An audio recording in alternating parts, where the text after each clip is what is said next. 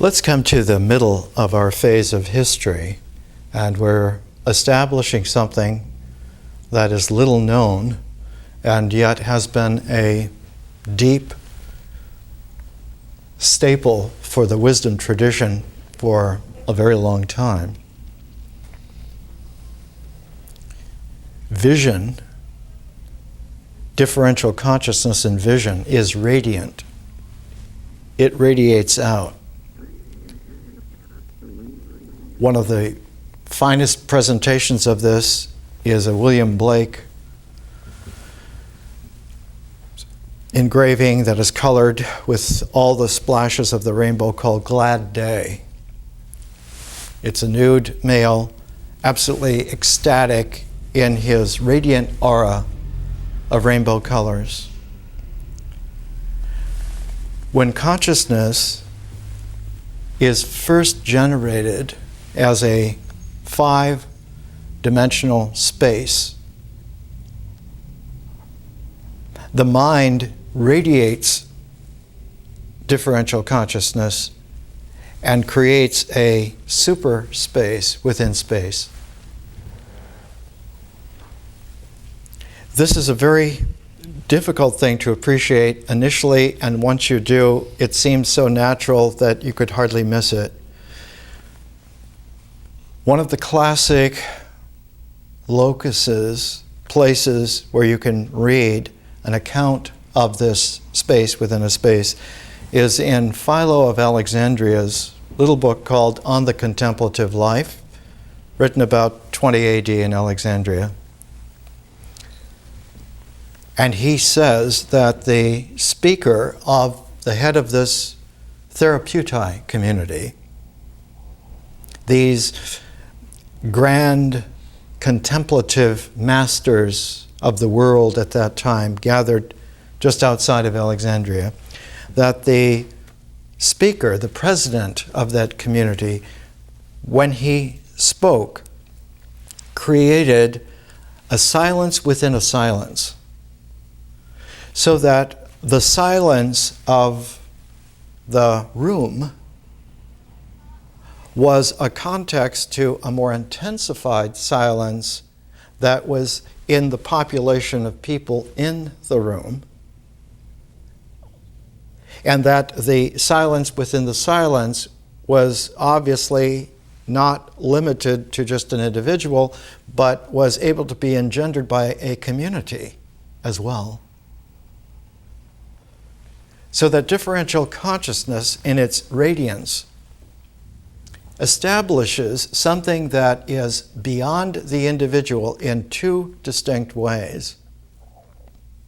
One is that there is an intensity of innerness that creates this space within a space, and the classic illustrations of this East and West are always these holiness bubbles, these thought bubbles, these spaces around the heads of the blessed, of the holy people. That space within a space, being a 5-dimensional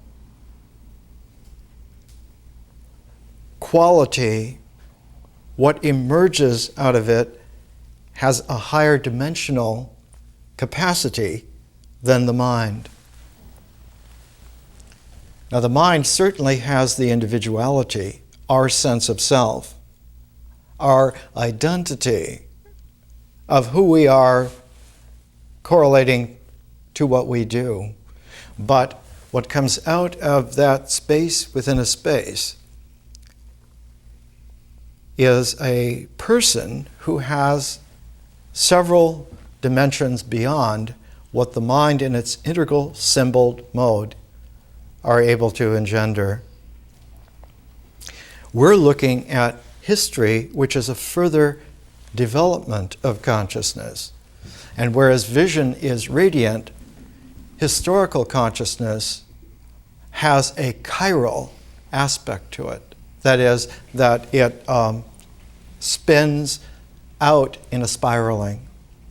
And the spiral has a up and down, it has a left and right, and so the chiral nature of historical consciousness is extremely difficult to appreciate and understand. The best image of the spiral consciousness would be the normal spiral galactic structures, which occur because the bar of stars in a galaxy will have its chiral spinning, and as it does, the bar will open and you will have several arms spiraling out from a center. And it's that sort of a thing. So that historical consciousness is actually a spiral spirit that tutors something even beyond the art of the person. And what it tutors is the ability to have an analytic harmonic and allow for science to develop its objectivity in a real cosmos. So that the arts and sciences are linked together. The arts are the forms that come out of the space within the space radiantly, so that art forms, spirit forms, personal forms have a radiant splendor to them. But their radiant splendor then generates a rotational, chiral movement. And out of that will come a different quality of consciousness. And one of the great exemplars of this was in ancient Greco-Roman civilization, Plotinus, who lived in the 3rd century AD. And a great deal of his writing was transcripts of his speaking.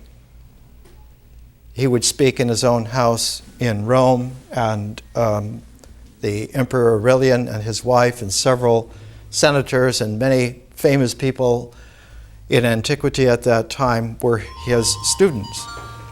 And they would come to hear him talk, and 56 of his presentations were written down. All of that went into a hidden mode when there was the triumph of Christianity being adopted as the state religion of the Roman Empire. And what we're trying to look at today, we're trying to appreciate how 500-year cycles occur. And 500 years ago, the Renaissance occurred. And in that Renaissance, there was what was called a revival of antiquity. And that revival of antiquity brought back with it all of the perils and all of the promises that were there. It was like reviving the complete situation so that it came back everything complete. The hidden secret traditions were still hidden and secret. The open power play traditions were open and power plays. And what you had was like a reappearance of the qualities of character and individuality that were there 1,500 years before. Towards the end of the Renaissance, in the 1600s, the early 1600s, it had become such a poignant, refined vision that a whole movement developed out of this, and it was called Puritanism. And the theme of Puritanism was that one must go back and lead an ancient life today. One must go back to the original purity of the basic Christianity before it became institutionalized, before it became a church. And one would have to take oneself back to the ascetic purity of an ancient life, which, when it blossomed in a living life, one would then have brought the truth into life again. would be an actuality. This was the outcome of the normal understanding of the Renaissance. The deeper understanding of the Renaissance came out in Shakespeare. And Shakespeare's plays are a delivery in a disguised way of the ancient wisdom tradition that one doesn't go back to a purity of oneness, but one opens up to an infinity of allness. Wholeness is everything in Shakespeare. And that each character in each play actually are facets of a humanity which is cosmic. And if you brought them all together and put them into a radiance, and then that radiance into the spiral swirling, then you would have an actual humanity that was cosmic. They would not just be living in the cosmos, but they would be cosmic in themselves, in their community, in their mankind. We're looking at the way in which the Renaissance began about 500 years ago, and at the most exciting figure who came out of it, but came out of it some 100 years after Shakespeare, and his name is Benjamin Franklin. And what you find in Benjamin Franklin is a peculiar quality of human being. Instead of going into a traditional mythic life, and instead of being an artist who works out of vision, Franklin is an artist of the person who works in history and science. He works to generate history so that history will allow for the emergence of science to occur. And so he is one of the really unusual figures, very much like a Shakespeare, but instead of being an artist about symbols and vision, he is an artist about history and science. For Shakespeare, the radiance of consciousness has its prism in the stage, in the theater. And when they rebuilt on the other side of the Thames a theater from the timbers of the old stage that the Burbages had had for a number of years, when they built the new theater, they called it the Globe. It is the sphere of the entire world.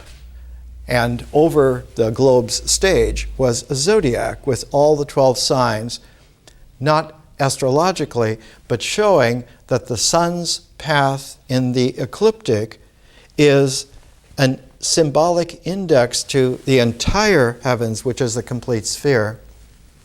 That index is above the stage, but the stage itself, with all the plays that are on it, the world is there on the stage. The entire world will come through the prism of that stage.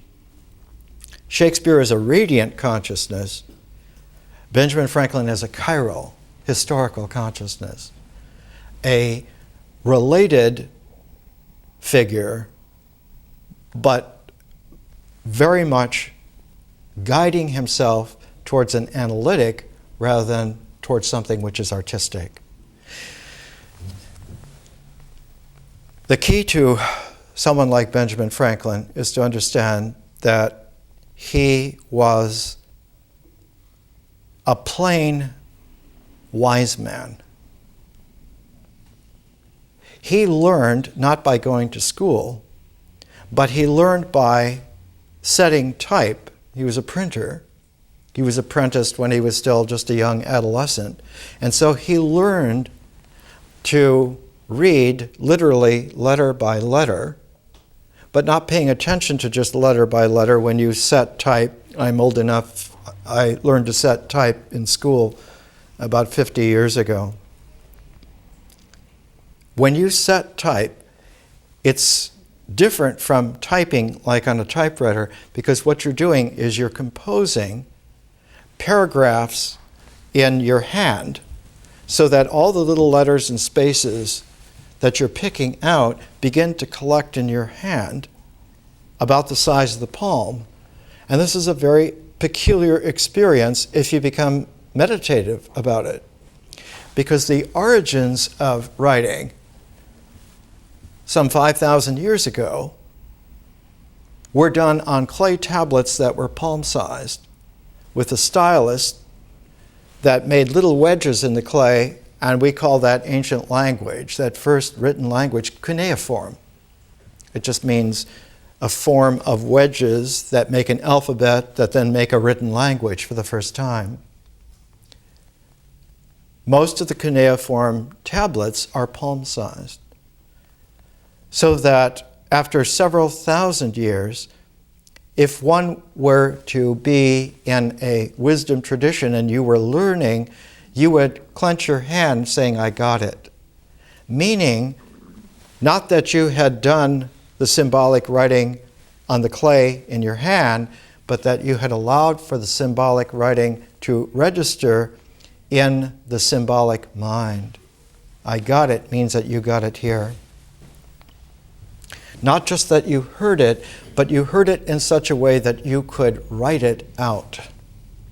So the oral language interiorizes and becomes a symbolic language that allows for you to take your experience indexed by ideas, by concepts that are gathered together in an applicability. You can literally put your hands on it. And so Franklin was one of these individuals. By the time he was 15, 16 years old, he had set so many things into type that he had mastered the ability to take a book and to look at a paragraph of it in terms of its actual nuclear composition. And so he took certain books to train himself to read in these palm-sized paragraph bites. And one of them was John Bunyan's Pilgrim's Progress. Another was issue of The Spectator from London, Addison and Steele's great essay newspaper. More like a magazine, more like Atlantic Monthly or Harper's. And Franklin learned, while he was setting type and while he was reading these kinds of books compositionally, he learned that he had an ability that was quite unusual. He had discovered that there was a methodology to refining himself, that not only could he learn things, more things this way, but that he could refine his ability to learn and learn better and deeper, and that the applicability then would also have a wider and wider application. By the time he was 19 years old and had gone from Boston to Philadelphia and then gone to London to buy printing equipment to set up a print shop in Philadelphia, he was setting the third edition of a famous book by a man named Wollaston on religion and how religion needs to be natural. And he took umbrage to the fact that this man had made a great deal of mistakes as far as he was concerned. And so at 19, for the first time, he wrote a pamphlet which he handset himself and had published and then had distributed to a number of people in England, in the London area, and also in northern England and Scotland. It was called A Dissertation on Liberty and Necessity, Pleasure and Pain. And in that, he saw that liberty and necessity and pleasure and pain were like scalar bars that crisscrossed, and then when they were put into a historical conscious dimension, they formed a massive spinning spiral pattern that would allow someone to increase the field of their consciousness so that what would come out of it was a deeper and more assured analytic capacity that could be used to apply in establishing scientific inquiry. He did this by 19, and his dissertation on liberty and necessity starts with this telling sentence: I have here, according to your request, given you my present thoughts of the general state of things in the universe. Such as they are, you have them and are welcome to them, and if they yield you any pleasure or satisfaction, I think my trouble sufficiently compensated. I know my scheme will be liable to many objections from a less discerning reader than yourself, but it is not designed for those who can't understand it.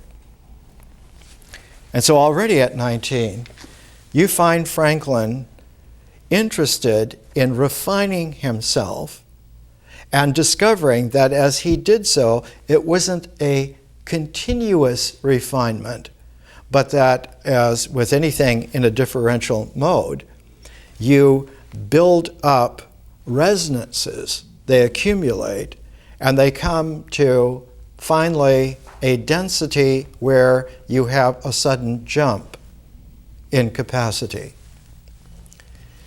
The term quantum jump has been misused in our time, but it's similar to that kind of an understanding that conscious refinement has definite stages, and when you reach a certain saturation, it jumps a whole order beyond where you were previously. This is how species come out of nature. As a matter of fact, it's called, the theory is called punctuated equilibrium, and it was first put out by Stephen Jay Gould and Niles Eldridge. Punctuated equilibrium. That there is an equilibrium in nature, but when its energy is raised by a conscious infusion of further dimension, you get to a point where a new emergence will come all of a sudden out of something. It won't just occur in the old pace, but it will be literally a leap forth into actuality. So that a work of art actually gets born in a split second. It just takes a while, if you don't know a medium, to be able to flush it out. One of the great examples of this was Mozart, who said he never wrote a single note down until he had heard the entire piece in his creative mind. And when he had heard the entire piece, then it was just a matter of very quickly annotating the musical sheets and putting the composition down. He made over 600 compositions in this way. The creative process is a radiant of consciousness that, in its visionary dynamic, will achieve form suddenly and in a holistic way. What Franklin discovered was that he could change who he was. Not that you can change your character, not that you can change your individuality, but the art of person making is something that can be refined to an extent that you can change that many, many times. And what you arrive at then is a kaleidoscopic sense of person. That you have many facets of possibility that were not there before, but that you created, you developed, you brought them out. The old way of talking about this is one becomes a spiritual jewel. That the individuality in the mind is always centered, but that the spiritual person is prismatic. But out of that prismatic lens, when historical consciousness comes forth, it doesn't come radiantly, but in a spiraling way, in a chiral way. And so the balance that's there is a balance of making sure that the chirality is allowed to have its complementarity in its motion and movement. And for this, if the balance of the mind, in the Bhagavad Gita, the phrase is, evenness of mind is yoga. The mind is even in a balance on the centering point of one's sense of self. But in the radiance of vision, that point is not a point, but has become instead a pivot. And that pivot generates then the space within a space, the space of consciousness. When the art of the person is established, that pivot then is the reason why there is a chirality to consciousness in history. And so historical processes, a historical dynamic, is a higher development, a further development from visionary consciousness. And because it is developed from that, it tends to displace natural experience. Natural experience on the mythic level, and this is why history and myth really do not belong together in the same square of attention, in the same frame. One of the difficulties that we are looking at is that when the Renaissance came into play 500 years ago and brought the classical Roman Greco world back into play, it brought back into play a world where the mythological overlay was so devastatingly thick and traditional that the historical energies did not have a chance to be dynamic and play very much. And you only had history being made actually in very small groups, usually secret groups, or in certain individuals who then became suspicious or suspect by the general population or by the authoritative power structure. A power structure will always be a political form which is symbolic. It will always be an ideological doctrine, principled. It will always be a political form.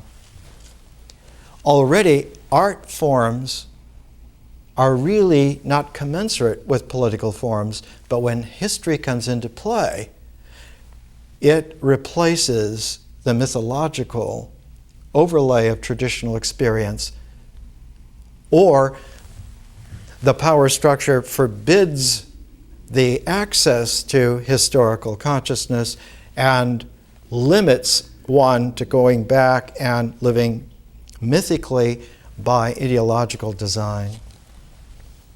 So that when Burckhardt, in his Civilization of the Renaissance in Italy, when he begins with a section called The State as a Work of Art. He means the city-state. That there were certain individuals who tried to make an end run around this problem of politics and aesthetics, and to make the city-state a work of art then made politics an art. And out of this, one could then raise it to a higher level, and one could have political science. And the great figure in the Renaissance who tried his best to raise his consciousness to the level of political science was Machiavelli. Not only in The Prince, but in his long discourses on an ancient Roman historian, Livy. And Livy was the one who wrote the history of Rome from its beginnings up until his own time, up until about BC.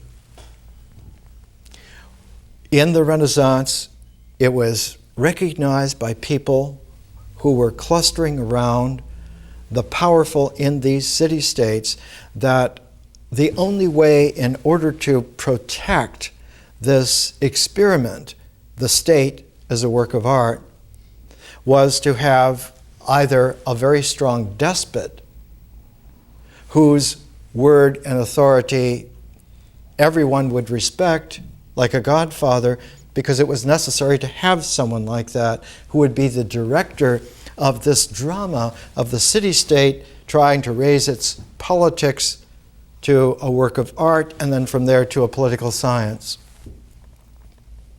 The other possibility was that within a city-state, you could excerpt certain people or certain groups out and give them a sheltered, protective place. This, in our own time, is pretty much the way things are still done.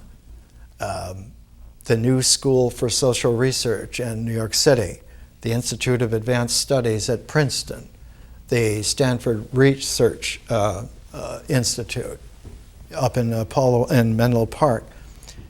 These are places, they're called think tanks. You're protected from the powers and the vicissitudes to do original thinking, but the original thinking must be filtered back through the institutional application of it, which again is always a political form. What Benjamin Franklin found for perhaps the first time in human history was that you cannot make a history happen for real if you have political forms. You have to have personal forms. You have to have the art of person making be the pivot upon which the historical process develops itself. History does not come out of political forms.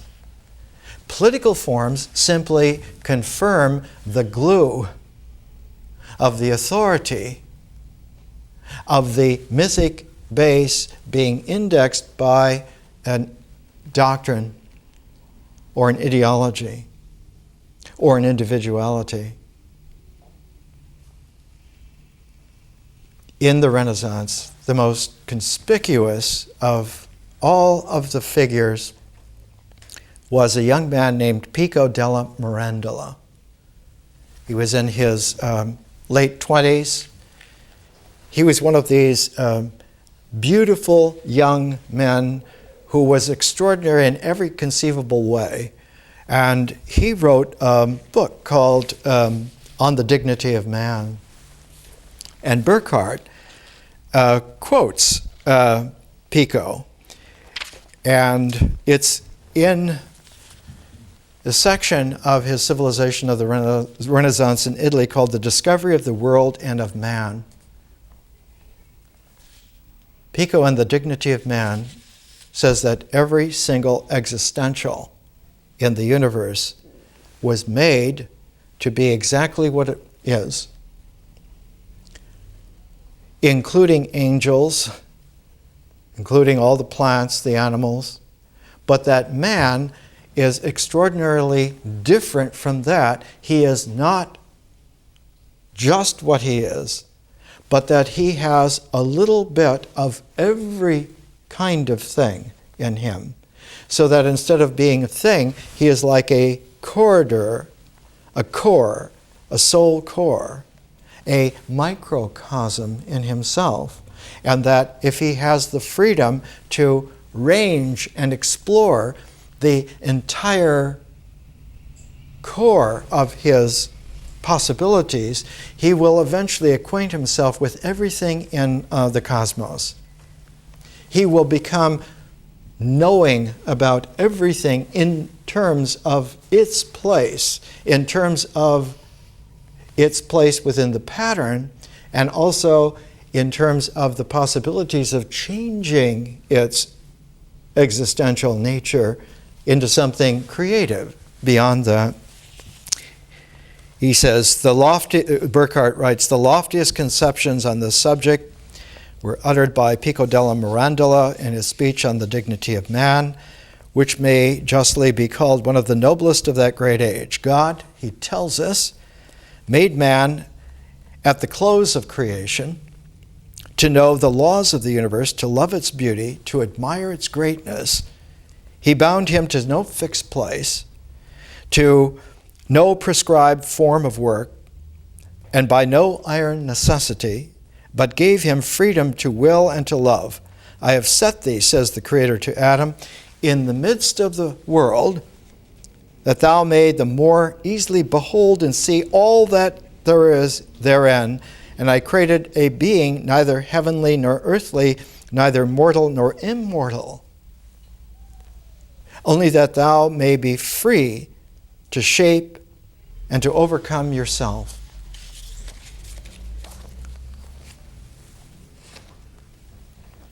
The infinite transformability of man at the very center of the protected elements in the think tanks of the Renaissance ran against a problem again and again. When it came time for them to try to apply themselves, and the application of this would be to generate a history, they found that whatever they did was co-opted. It suffered an undertow and was brought back into a different mode. It was brought back into a mythic mode rather than historical mode. Because the mythic mode was the source, was the food, the nourishment of the symbolic conceptions. And what the individual authority figures wanted were new ways to confirm their power, were extensions of their control into ever more refined and reaching finally to the individuality of other people and making sure that they understood that their individuality depended on their power. Benjamin Franklin is an extraordinary individual in specifically this way. He discovered that he could refine himself so that he could actually generate history creatively, and out of that would come science. And so he devoted his entire life to doing this. Over 80 years of it, consciously.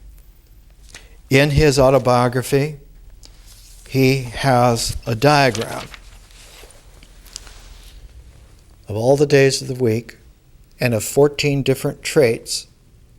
And he said, "It was about this time that I conceived the bold and arduous project of arriving at a moral perfection. I wished to live without committing any fault at any time.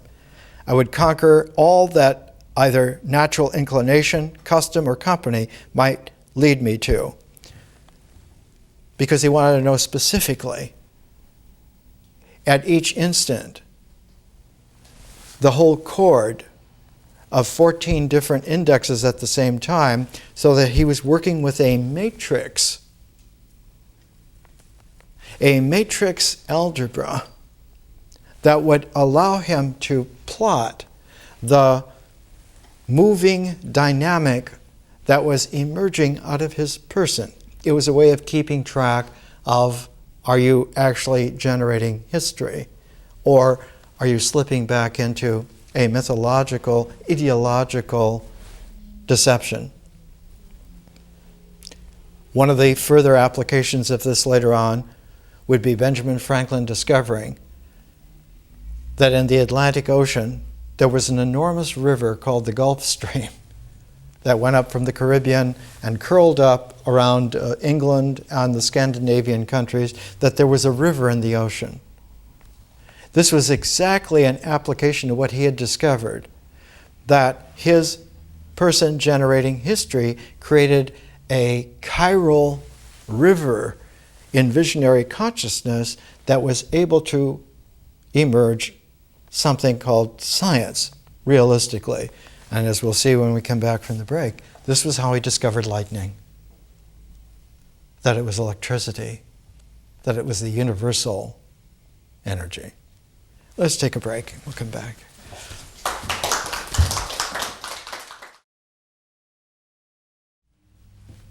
Let's come back to Benjamin Franklin and try to appreciate the enormity of this person. His collected correspondence lists over 4,200 people that he corresponded with. His collected papers run to over 40 volumes already. This volume, published by the American Philosophical Society, which he set up in Philadelphia, is all of Benjamin Franklin's Philadelphia printing. And when you look through the hundreds and hundreds and hundreds of items, you recognize something that is extraordinary in here, almost 1,000 items. His printing was like a full sphere of every conceivable aspect of life. He printed the money, he printed contracts, he printed religious tracts, political broadsides, stories, every conceivable sort of thing. And one of his greatest applications of printing was Poor Richard's Almanac, which he began in 1733. He says, "Courteous reader, I might in this place attempt to gain thy favor by declaring I write almanacs with no other view than that of the public good. Men nowadays are too wise to be deceived by pretenses how specious soever. The plain truth of the matter is that I am excessively poor. My wife, good woman, is, I tell her, excessively proud. She cannot bear, she says, to sit spinning in her shift of tow while I do nothing but gaze at the stars, and has threatened more than once to burn all my books and rattling traps, as she calls my instruments, if I do not make some profitable use of them for the good of my family." And then a very interesting thing. In his almanac, which is an Arab word, Arab from the Arabic, and what an almanac is a way to keep track of earthly life within the context of the heavenly stars. That life on the earth is not only on the earth, but under the canopy of the stars.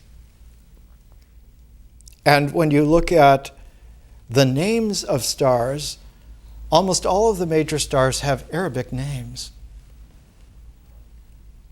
Betelgeuse, Aldebaran, they're all from the Arabic.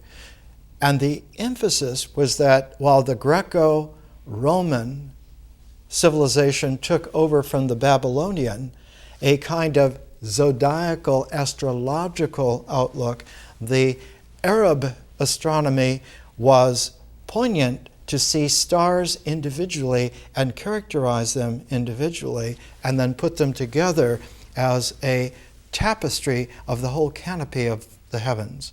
It's not about astrology so much of being constellations, but about the stars being components of a total whole heaven. And an almanac was how to keep track of human life on this world under the total canopy of the entirety of heaven. And so Franklin's almanac, his Poor Richard's Almanac, is a way of calibrating the calendrical pace of daily life within the context of an enormous cosmic perspective. He seeds every month with little sayings like, "Great talkers, little doers. Fools make feasts and wise men eat them. Eat to live and not live to eat." And towards the end of 1733, he appended a list of all of the resident kings and princes in Europe, giving the date of their birth and their current age. And at the end, he lists himself. Poor Richard, an American prince without subjects, his wife being viceroy over him. Then in 1734 is the first time that you begin to see that after the chronology of all the happenings of the months of the year with his little sayings, he brings in a listing of looking ahead to see when the eclipses will occur. The eclipses of the sun and of the moon, and all of this is very recent science in 1734. Because in order to predict accurately the eclipses of the sun and the moon for the whole year to come, one had to have not just the complicated math to be able to do this, developed from Kepler and Newton and so forth, but the French had designed something called an orrery, which was a mechanical device that had the sun and all the planets moving around it, so that you could run it forward or backward, and you could tell when the eclipses were going to come if you had a perspective from the place on the earth where you actually lived. One of the greatest, most refined orreries ever made was made by a young protege of Franklin named David Rittenhouse. Rittenhouse was not only a friend of Franklin, he was a friend of Thomas Jefferson. In fact, the American Philosophical Society, their first president was Benjamin Franklin, the second was David Rittenhouse, and the third was Thomas Jefferson. It's characteristic of Franklin to take something, to be experimenting with himself, and then when he got the method and the form of it exactly right for himself, then to put it into a historical application, so that the historical application then would not only send out the resonances of what you had achieved for yourself, but put it into a dynamic that was communicable not only to other people, but to the heavenly context within which our earthly life happens itself. The confidence was this: real resonances of consciousness reach out to the stars themselves, and that they respond. That the stars do not determine one's fate, as in astrology, but that they are a further differential resonance of who it is that you have found kaleidoscopically to be your prismatic person. This goes all the way back to Pico della Mirandola in the Renaissance on the dignity of man, where he goes through all the ancient wisdom traditions that have been unearthed by his time. He is writing in the latter part of the 1400s. He's writing after 40 years of Ficino running the Platonic Academy in Florence, not only in Florence, but up on the rim, on the ridge around it in Fiesole at the Via Correggi. What Pico says in On the Dignity of Man, as we talked earlier before the break, is that man is this pivotal core of all of creation. But what is characteristic of creation is that it is continuously fertile. It can create new possibilities that were never there before. They're just now there. They're freshly there. And that their source is not in nature. Nature has already done everything, and its ecology is there, and nature has produced not only existentials, but has produced symbolic objectivities in the human mind. But other than that, there are supranatural. There are magical forms like art, like spirits, like spiritual persons. And it is those persons who now are able to create freshly. They have this capacity, and it is amazing to see that in the almanacs, by the time you get to 1738, the introduction is not just by Richard Saunders, but is prefaced by his wife, by Mistress Saunders. And she says, "My good man set out last week for Potomac to visit an old stargazer of his acquaintance and see about a little place for us to settle and end our days on. He left the copy of his almanac sealed up and bid me to send it to the press. I suspected something, and therefore as soon as he was gone, I opened it to see if he had not been flinging some of his old skits at me." This is Franklin writing.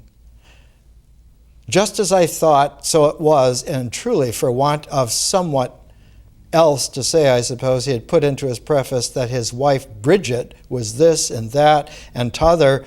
What a peascod! Can I not have a little fault or two, but that the country must see it in print?" This is 1738.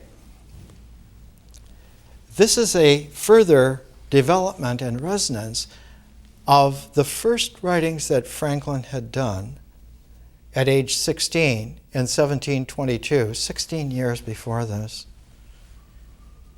He was apprenticed to one of his older brothers, James, who had the print shop and ran a newspaper called the New England Courant in Boston.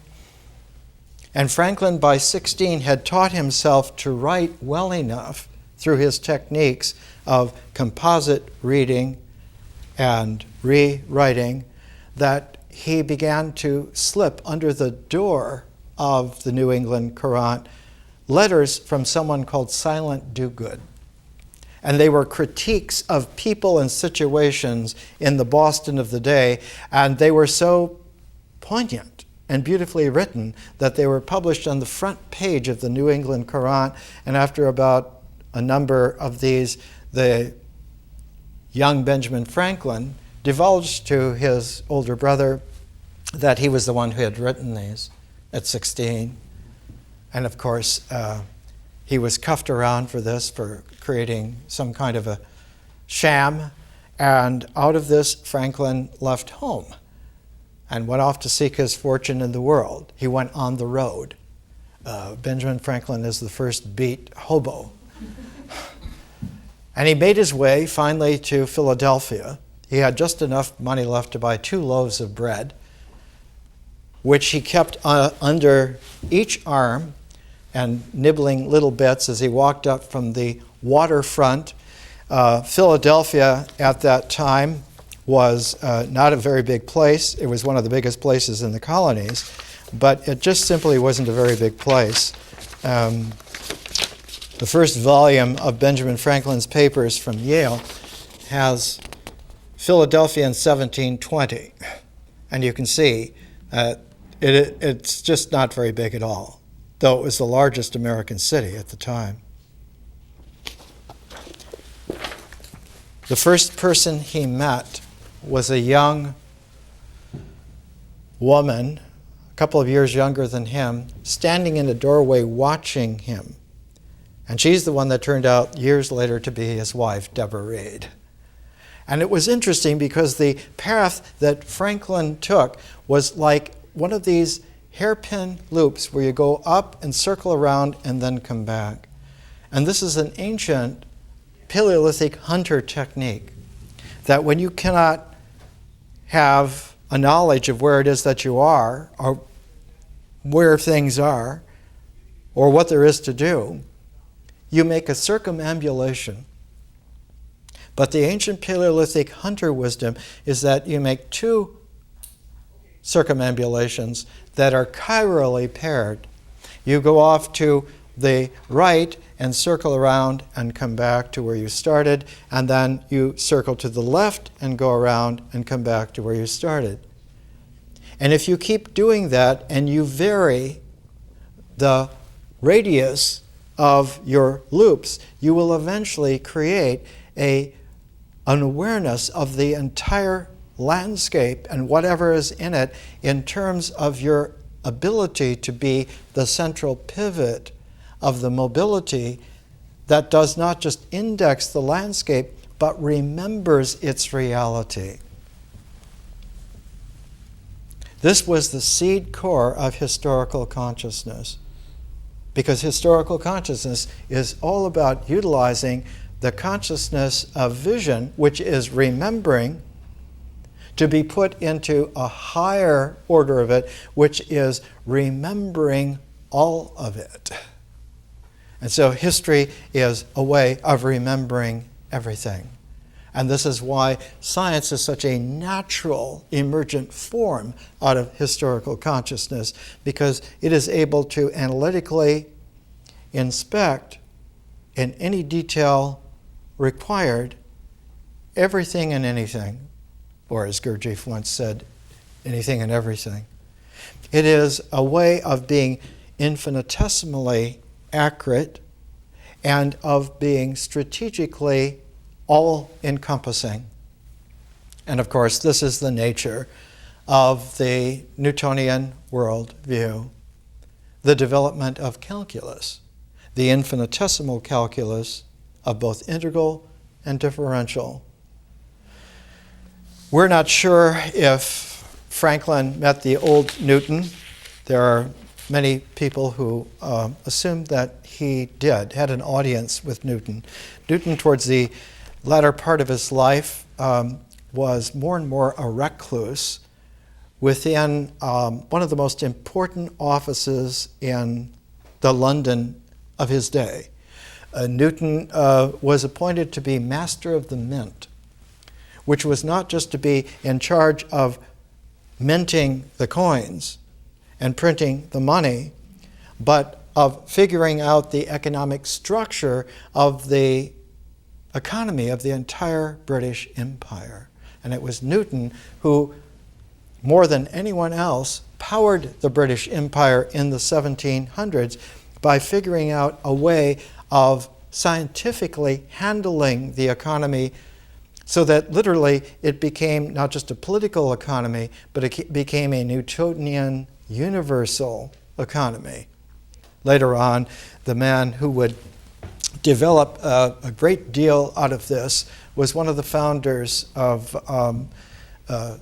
economics as a science, and his name was Jeremy Bentham. If you look up Bentham, you will find that he's usually listed as a philosopher under the utilitarians, John Stuart Mill and John Mill, his father, and Jeremy Bentham. But what it is that the development comes out of Newton at the very same time that he's figuring out the way that you are able to scientifically run the economic monetary structure of the British Empire. He was investigating two books in the Bible that bothered him immensely. The two books were Daniel in the Old Testament and the book of Revelation in the New Testament. And he was convinced that there must be a link between the two of those books. And in 30 years of investigating, he discovered that there was a forerunner of the book of Daniel in the Old Testament, and that was the book of Ezekiel. But he could never, to his satisfaction, figure out the chronology of how these fit together. And he was doing this for about 30 years while he was master of the mint. The most poignant intelligence outside of Franklin, trying to understand the Newtonian universe, was in France, and his name was Voltaire. And Voltaire spent a number of years meticulously studying Newton from the standpoint not only of one of the world's great literary artists, Candide is one of the most famous books in the world, but also as one of the great historians in the world. Voltaire's history of England is enormously learned. When Franklin and Voltaire met, they saw in each other almost as if you had not two mirrors facing each other, but two open frames of reference facing each other. It's like the old saying in the 60s, when two Zen masters meet each other, they don't see anything. But Franklin and Voltaire, arm in arm, strolled into the Central Masonic Lodge in Paris, and they were both crowned with laurels as being the two ancient sages who had come back to rescue man from the tyrannies of the world, to get rid of the tyrannies of power, to get rid of the despots, to perforate the political forms so that they would never work again as they had in the past. And instead, what would come out would be literally a field of personal spirit people who would generate their own forms, both out of the radiant visions that they would share and out of the chiral, double chiral history which they together then would create. And from vision and creative history, mankind would evolve new ways of governing themselves that were never seen in the world before. That this was not only the hidden wisdom of the American Revolution, but also the hidden wisdom of the French Revolution. And the hidden wisdom in another revolution, because the French Revolution did not take. It went sour in a very big way and ended up being tyrannical. You got a Napoleon instead of a new kind of a people. But in 1848, there was a complete revolution all over again in Europe. And it was out of that 1848 revolution in Europe that Jacob Burckhardt in Basel, Switzerland, with a good friend of his, Friedrich Nietzsche. Nietzsche and Burckhardt were friends, were buddies. They were discussing that there must be a completely different way to generate a human being then. Unfortunately, neither of them was acquainted with Franklin because Franklin was mispresented. When Franklin wrote to all of these 4,200 correspondents, the letters were saved, but they were hardly ever published. A few of them were published in newspapers of the time, and they would cause him to be a hero of the Salon Society. But after a number of years, after a number of decades, there was almost no trace of him, except the reputation that he had been a ladies' man in France. He had been one of the leaders of the Declaration of Independence, and then had gone off and was just involved in liaison work in France. And before the American Declaration of Independence, he had been an agent in Britain for a number of years, from 1757 all the way up until 1775. He was hardly an American. He was more like a British or finally an international European citizen rather than an American. And all of his papers went to his son, who was a Tory. He was the governor of New Jersey and couldn't stand to be called an American, and in 1782 left and went to England because he was English, he was not American. he was put in charge of the papers, of publishing the papers of his father that were unpublished for many decades. And so people began to literally forget about Benjamin Franklin. And when they would read something, it was usually something like the Autobiography, but the Autobiography not as we have it today, which is reconstructed and brought back just as Franklin wrote it. His early autobiography was written while he was in Paris, and so people in the Salon Society translated his writings into French. And for many long decades, for almost a century and a half, people thought that it was written originally in the French, and so the French was translated into English.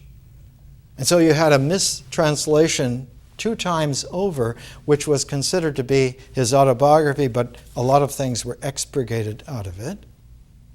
Like Rousseau, Franklin was not risque, but he was blunt in saying, we must oppose the delusionary mentality that seeks constantly to pull us back out of our reality and stuff us back into authoritarian categories, and to feed us an ongoing rehashed mythic quality instead of letting us generate our own history.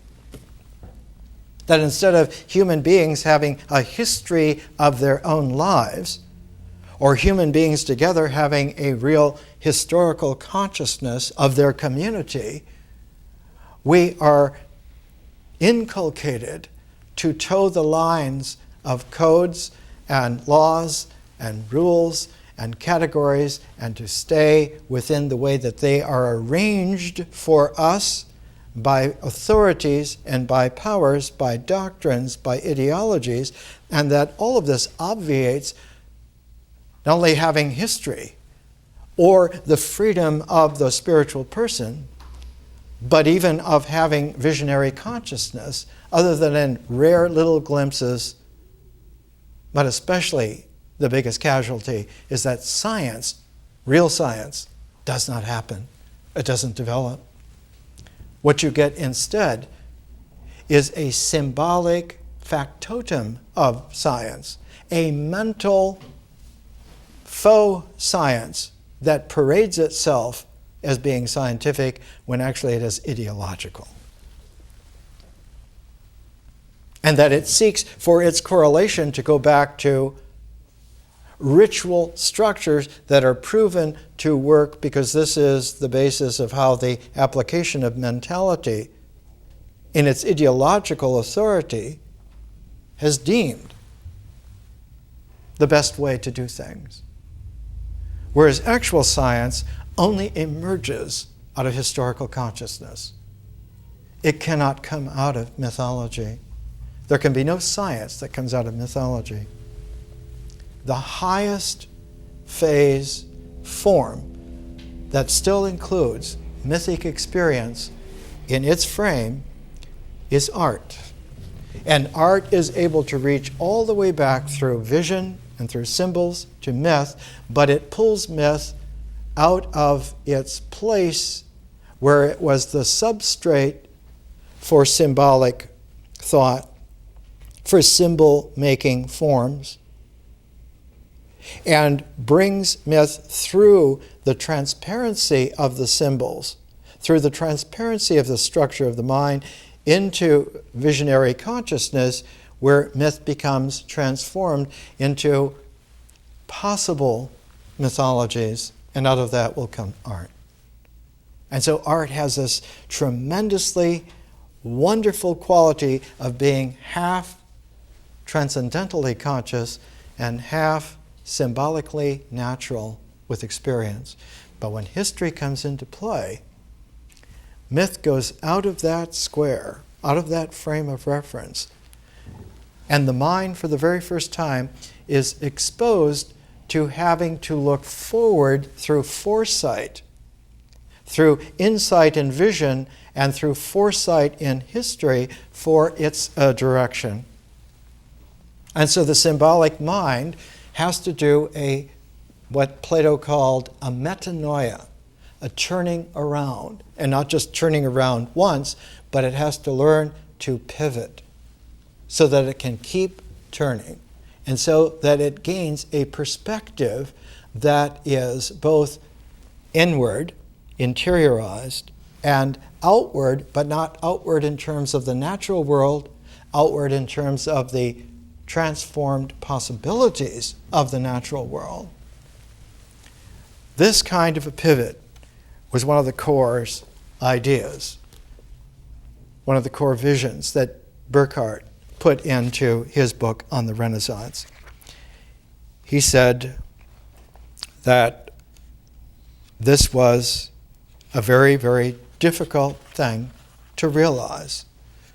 And when he published this in 1860, it became instantly one of the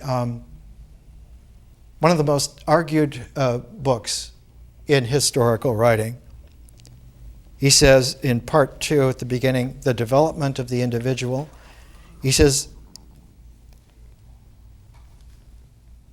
in the Middle Ages, both sides of human consciousness, that which was turned within as that which was turned without, lay dreaming or only half awake beneath a common veil.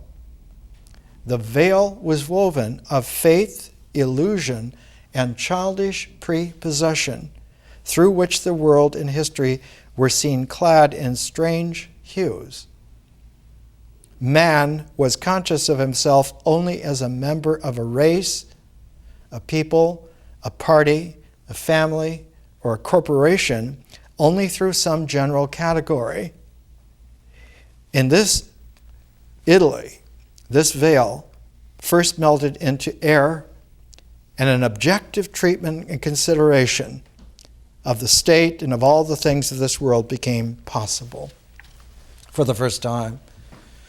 That the vision is not bringing in another layer to mythic experience, but it's like a high-pressure space within a space that dispels the clouds of the mythic experience. To reveal, what does it reveal? It reveals existentials exactly as they are as they come out of nature. That one sees not some mythic form of a rhinoceros, but one can now see a real rhinoceros. One sees for the first time in one of Albrecht Dürer's engravings around 1500, for the very first time, a European is engraving a rhinoceros. Or you find Leonardo da Vinci drawing again and again not only the specific creatures that he is looking at, a rabbit, but then also the anatomy of something, then the actual gears of an instrumentation, 10,000 pages of Da Vinci's drawings are constantly there reminding us that in the Renaissance, Da Vinci is born in 1452. By the time of 1500, you have an enormous capacity in people in the Renaissance to see things objectively in their existentiality, not through the haze of an indoctrinated, categorized experience, but to see it exactly as it is so that the experience that comes out of that has a pristine quality of actuality.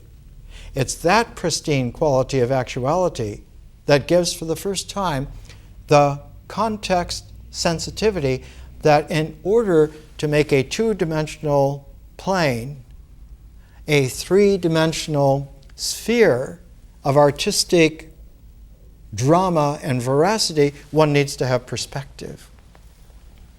And that in order to have this perspective, you have to have a clear light space. And so the artist develops a space within a space. It isn't just that the northern Italian light is beautiful, as it is. It's a microclimate like Southern California or like Southern Spain. One can see beautifully in that kind of a light. But the space within that space is an artistic ability to see compositionally accurately. One sees exactly what is there, and one sees it in not just the existential aspect of it or the experiential veracity of it, but one's symbols now are bringing integrally all of this to a focus that doesn't just stay in its focus, but it is transformative. That focus can shift and become a threshold, like an hourglass of going through, beyond, into vision. And that vision is no longer just supernatural. It is no longer just magic, but now it is aesthetic.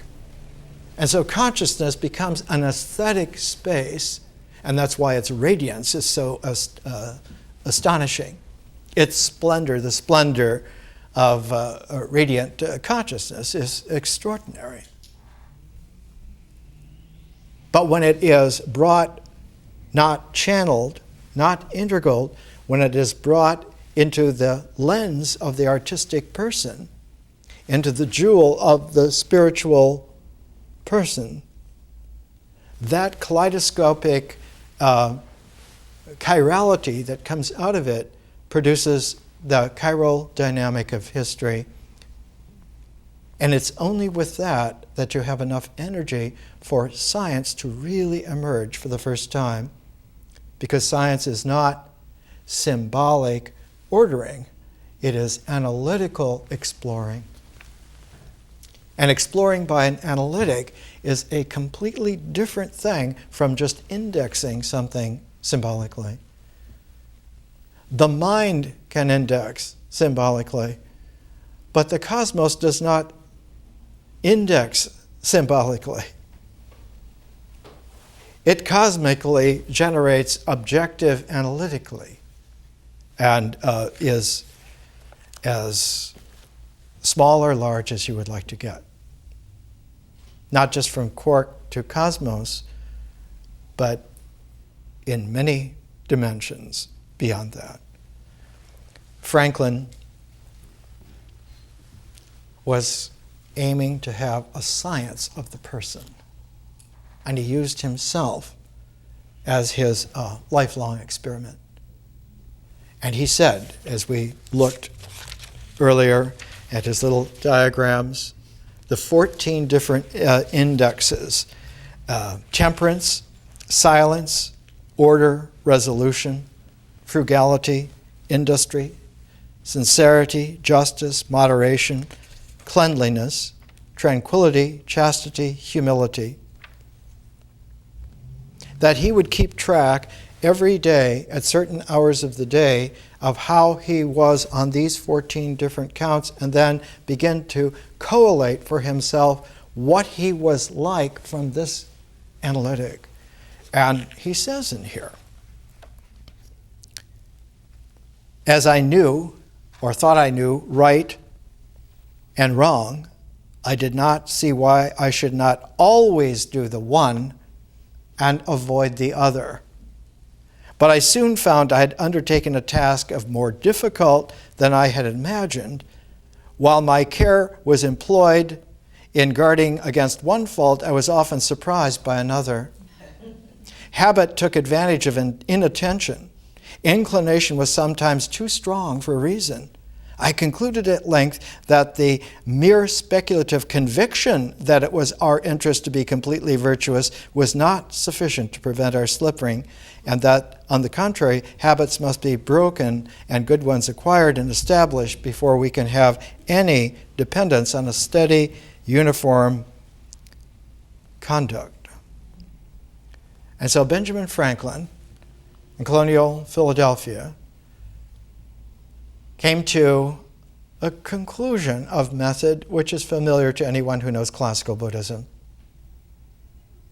or classical pre-church Christianity or ancient Chinese Taoism before it was made into an ism. That the specificity of actuality is not indexable by the mind, but is apparent in a quality of consciousness called presence. And that symbols, when they represent something, they're doing an integral number, but when symbols present instead of represent, they're doing a differential dance. The fact that symbols can be both integral and differential at the same time takes someone who is able to hold that pivot where presence first occurs in that space beyond a space. This is a very, very difficult thing to do, as history has shown. When we come back next week, we'll take a deeper look at the way in which Franklin realized that he had to do two transforms, a double transform of every application that he was going to develop. It was one thing for him to print pamphlets and books and have his own bookstore and his own library. The next step was to have a group of people that had a mutual library together, the library company, and then the further application to make a library for the whole city of Philadelphia, which is still there. And we're going to take about 9 or 10 items that Franklin did this double transform on. The first one is the transform of fermentation. The second is the transform of distillation. Art and then science. Next week, thank you.